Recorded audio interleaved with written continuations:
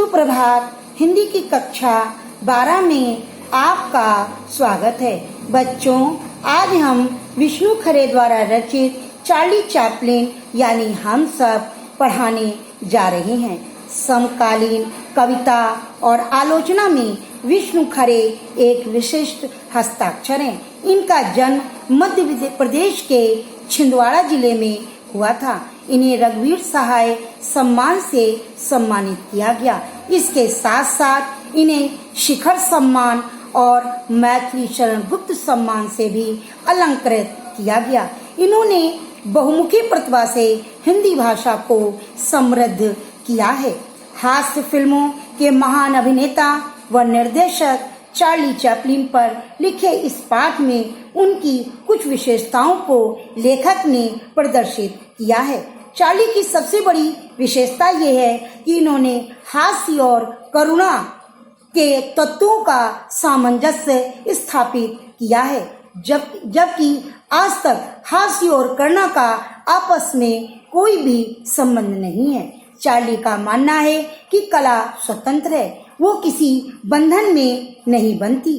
दुनिया में एक से बढ़कर एक कवि हुए हैं और लोगों का मनोरंजन करते हैं, लेकिन चार्ली जैसा हास्य कलाकार आज तक दुनिया में किसी को नहीं मिल पाया है। चाहे वो किसी भी उम्र का हो, किसी भी समुदाय का हो, किसी भी वर्ण का हो, सभी की पहली पसंद चार्ली है। चार्ली के हास्य क्रियाकलाप ऐसे हैं कि वो लोगों को आकर्षित कर लेते हैं।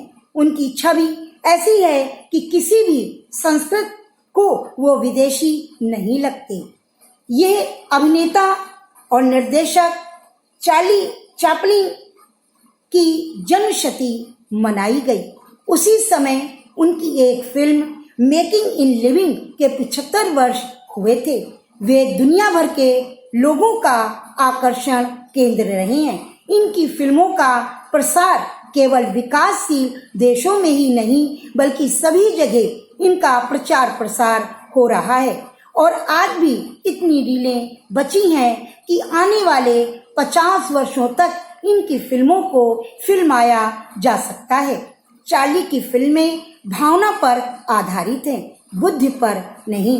इनकी फिल्मों को देखकर जो आनंद एक साधारण व्यक्ति को मिलता है, वही आनंद आइंस्टाइन जैसे प्रतिभाशाली व्यक्ति को भी मिलता है। इन्होंने अपनी फिल्मों को केवल लोकतांत्रिक ही नहीं बनाया बल्कि दर्शकों की वर्ण एवं वर्ग व्यवस्था को भी तोड़ा है। चार्ली का बचपन बड़ा ही संघर्षमय था, कारण कि इनकी माँ परित्यक्ता थी और स्टेज अभिनेत्री थी। इनकी नानी खाना बदोश थी जो इधर उधर घूमकर अपना गुजारा करती थी। चार्ली भी घुमंतू बनकर रह गए। समाज में इनको अपनी माँ और नानी के कारण बहुत ही दुख और अपमानजनक स्थिति को झेलना पड़ा। चार्ली की फिल्में भावना प्रधान है क्योंकि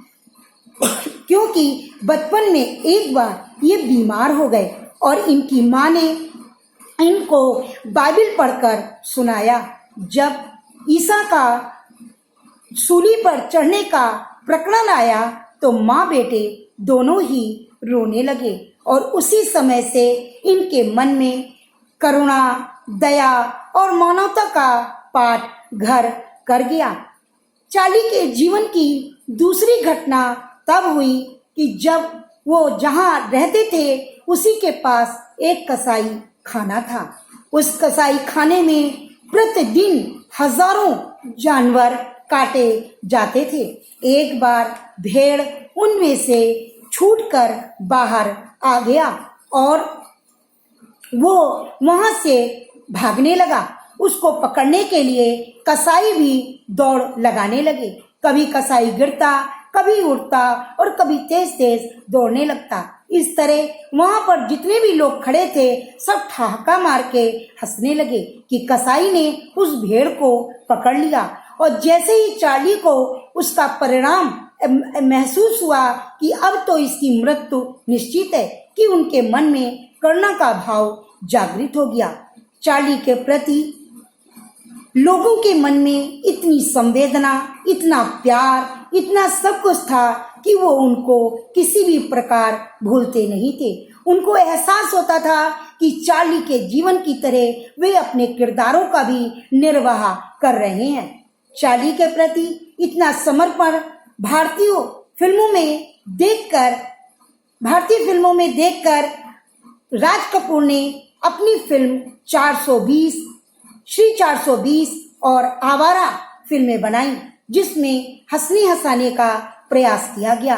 उन्हीं को देखकर भारतीय फिल्मों के किरदारों ने या नायकों ने भी, जैसे शम्मी कपूर, अमिताभ बच्चन, देवानंद आदि, श्रीदेवी आदि लोगों ने भी ऐसे ही किरदार निभाए हैं, जिसमें वे अपने ऊपर हंसकर लोगों का मनोरंजन करते हैं।